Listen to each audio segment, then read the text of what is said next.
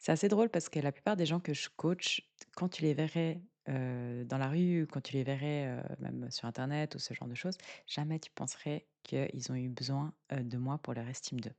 En fait, le problème d'estime de soi, souvent, on le remarque parce que, c'est des personnes qui réussissent très bien dans leur vie, très, très bien, qui foncent et cetera, mais c'est pas du fonçage dans le sens: «Je suis inspiré et j'ai envie de m'épanouir dans tous les aspects de ma vie». C'est plus en mode, bah, jusqu'à maintenant, ils n'avaient pas conscience qu'ils pouvaient être aussi intérieurement remplis et pas que extérieurement remplis. Et ça, en fait, ça demande des prises de conscience. Souvent, bah, c'est au travers de la dureté de la vie. Donc ça peut être le décès de quelqu'un qui les ramène à l'ordre, ça peut être, une maladie, ça peut être, un accident, ça peut être une rupture et cetera. Et en fait, c'est quand il y a tout qui sonne comme ça et qu'ils reviennent un peu dans l'axe et se disent: «Waouh, en fait, il y a quelque chose que j'ai loupé, que je n'arrive pas à comprendre ce que c'est, j'arrive pas à mettre de mots dessus». Et souvent, en fait, le manque d'estime de nous, quand tu as grandi dans une famille où, bah, ça ne t'a pas apporté de la sécurité comme tu en aurais eu besoin, bah, en fait, ton prisme de la vie est complètement biaisé. Et pour toi, l'insécurité est familière. Et donc, en fait, dans toutes tes relations, dans toute ta vie, tu vas chercher constamment cette insécurité. Et c'est pour ça que tu t'auto-sabotes. C'est pour ça que, par exemple, tu as des relations qui ne sont pas saines autour de toi. C'est pour ça que n'arrives pas à atteindre ton meilleur niveau, entre guillemets, parce que bah, il y a toujours un niveau où tu vas faire demi-tour. C'est pas parce que tu n'as pas confiance en toi, parce qu'avec le temps, tu as mis en place des systèmes qui t'ont prouvé que tu es capable, parce que la personne qui a vraiment un manque d'estime d'elle, elle va vouloir être capable. Elle va vouloir se prouver qu'elle peut pour se donner de la valeur. En fait, elle va inconsciemment chercher à créer des choses autour d'elle dans le monde physique pour lui donner l'impression qu'elle est remplie. Alors que l'estime de soi, ça ne se construit pas au rapport avec l'extérieur.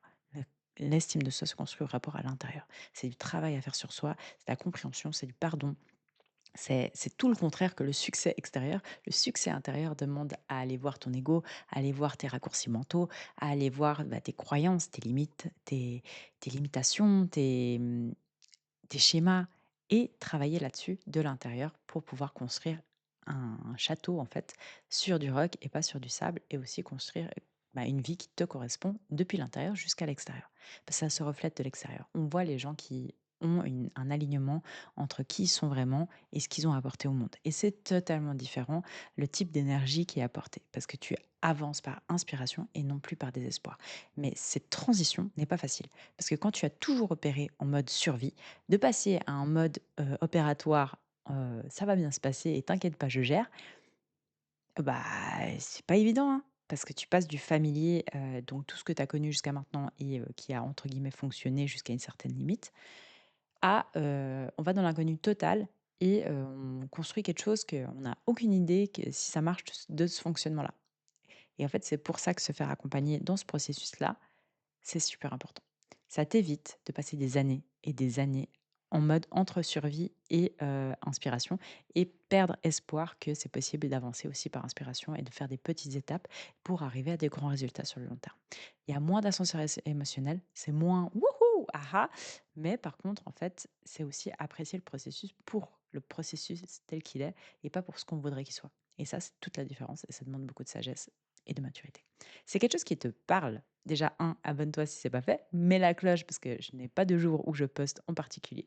Et de 3, c'est, tu peux prendre un bilan émotionnel gratuit avec moi où pendant 30 minutes, on discute de la problématique que tu as aujourd'hui actuellement dans ta vie et je te donne un plan d'action pour pouvoir aller plus loin gratuitement et avec grand plaisir si ensuite on peut travailler ensemble. Je suis uniquement, là pour les personnes brillantes. Les personnes brillantes, généralement, elles ont un peu de la peine à se retrouver parce qu'elles ne se considèrent pas comme brillantes. Mais si tu quelqu'un qui, dans ses valeurs, a la bienveillance, le surpassement de soi et la discipline, sache que tu es au bon endroit et qu'on pourra sûrement travailler ensemble. Je te dis à tout bientôt et moi, c'est Sarah Joy. Ciao.